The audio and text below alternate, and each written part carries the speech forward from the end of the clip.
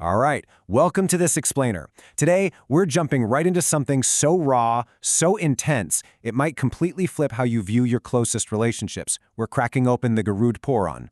Now, a quick heads up, this isn't your standard comforting Sunday sermon. We're analyzing a deep, honestly kind of painful revelation about family dynamics that's been hidden in these ancient texts for thousands of years. It's a concept that can literally break you, but if you really get it, it can set you completely free. So let's start with a really direct, maybe slightly unsettling question. That child, your son or daughter, the one you pour your blood, sweat, and tears into raising, do you actually know why they came into your home? We spend our whole lives totally blinded by what the texts call putra moha, basically this all-consuming blind attachment to our kids. We just assume, oh, they're my heir, my legacy, the answer to my prayers. But what if they're actually here to settle a very old, very dark karmic ledger from a past life? See, there's a massive gap between what we celebrate and what the texts actually reveal. Society sees a newborn, and the father is crying tears of joy, right? His lineage is secure. His old age support has finally arrived. But the Garud Puran, delivering the cosmic reality straight from Yamraj, the god of death, well, it offers a starkly different truth. It basically says, hey, that child, not your property. They are a direct manifestation of a past life ledger.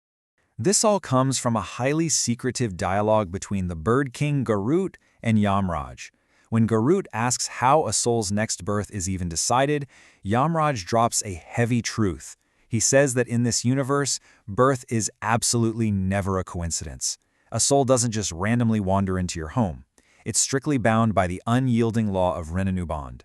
To really grasp this, we need to break the word down. Rin means debt, and Anuband means a bond or agreement. So Rin-Anuband is literally the karmic ledger. It's this invisible magnetic force pulling souls together across multiple lifetimes. Meaning, the child sitting in your living room right now is there because of an unresolved account that absolutely demands to be settled. It's basically an inescapable sequence of cosmic justice. Step 1, an action happens in a past life. Step 2, after you die, the celestial record keeper, Chitragupta, tallies up your ledger. Step 3, based strictly on those specific, unresolved debts and credits, souls are reincarnated and placed together in a family. And finally, Step 4, the debt gets settled. It's a mathematically flawless system. Now, to balance these cosmic scales, the scriptures lay it out very clearly. They state that a child generally reincarnates into a family in one of four specific forms. Four very distinct karmic stories. And here they are. First, the Shatru Putra, or the enemy son. Second, the Rin Putra, the debtor son. Third, the Sevak Putra, the servant son. And fourth, the Dharma Putra, the righteous son. As we unpack these, I want you to treat this like a psychological mirror. Think about the stories you've seen out in the world, or maybe even stuff you've experienced in your own life. All right, let's look at the first and arguably most painful form, the Kshatraputra, the enemy son. Imagine a soul born of your own flesh and blood, but carrying the exact spirit of a sworn enemy. How does that happen? Well, the text explains that in a past life, maybe when you had a lot of power or wealth, you deeply wronged an innocent person. You completely ruined them, and they died with this intense burning desire for revenge. The source gives us this chillingly familiar scenario. Think of a father who sacrifices literally everything. He eats half meals, works endless double shifts just to educate his son and pay for his wedding. Then, 5 years later, that exact same son tricks him, steals the house papers, and tosses the old man right out onto the street. The father's left wondering, why? And the Garuda Puran answers, because the universe took your past life enemy and placed them exactly where they could do the most damage, right inside your own heart. Next up is the Rin Putra, or debtor son. Now, this form isn't about violent revenge.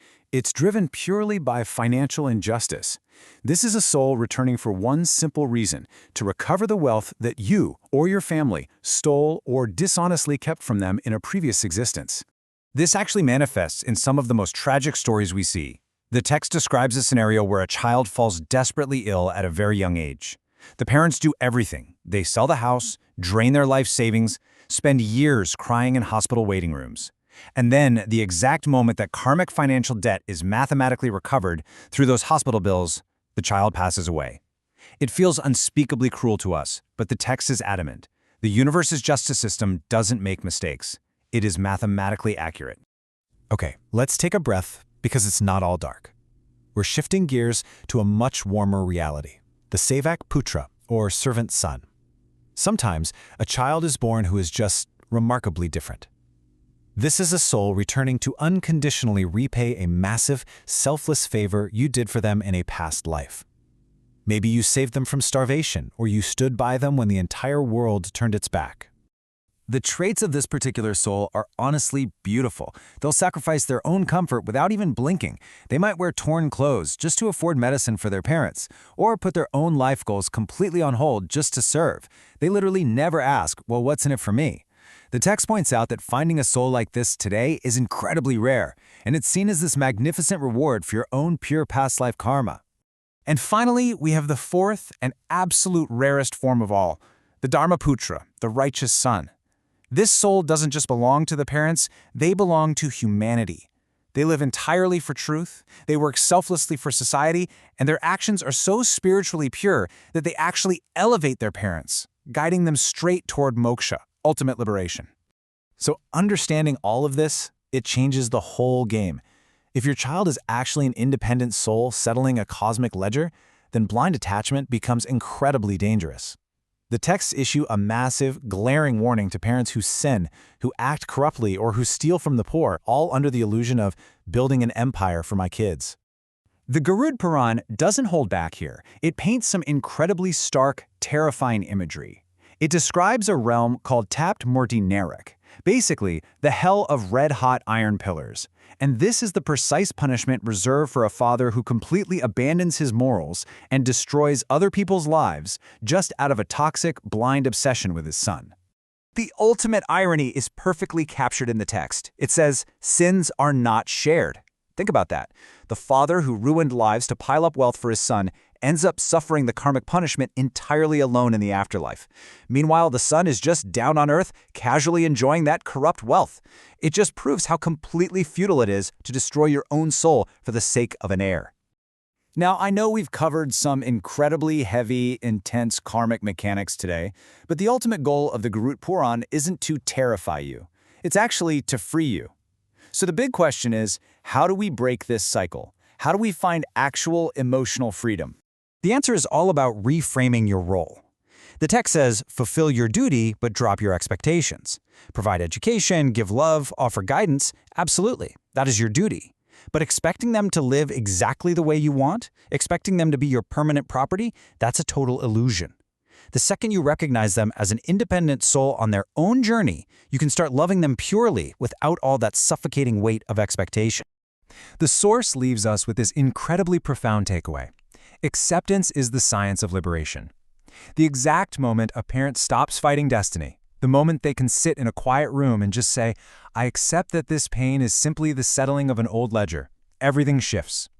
The suffering literally transforms. It stops breaking you and starts making you stronger.